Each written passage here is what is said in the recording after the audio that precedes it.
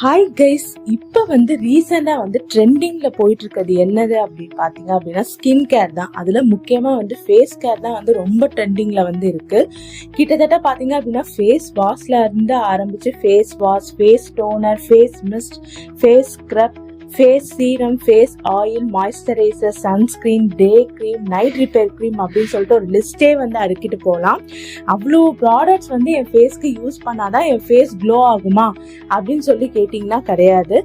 First நீங்கள் உங்களோட skin டைப்பை analyse பண்ணணும். உங்கள் ஸ்கின் என்ன டைப் ஆஃப் ஸ்கின், ஆயிலி ஸ்கின்னா, ட்ரை ஸ்கின்னா, காம்பினேஷன் ஸ்கின்னா, சென்சிட்டிவ் ஸ்கின்னா அப்படிங்கிறத அனலைஸ் பண்ணணும்.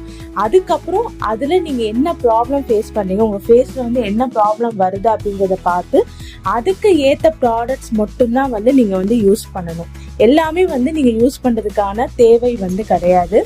இந்த என்னோட சேனல்ல நான் என்னோட ஸ்கின் கேரை பத்தி உங்ககிட்ட ஷேர் பண்ண போறேன். என்னோட ஸ்கின் கேர் பாத்தீங்க அப்படின்னா மிக்ஸ்டா தான் இருக்கும். கெமிக்கல் பேஸ்ட் மட்டும் நான் யூஸ் பண்ணல. கொஞ்சம் ஆர்கானிக் ப்ராடக்ட், கொஞ்சம் கெமிக்கல் ப்ராடக்ட்ஸ், அதுக்கப்புறம் கொஞ்சம் நேச்சர் ப்ராடக்ட்ஸ்மே நான் யூஸ் பண்ணிட்டு இருக்கேன்.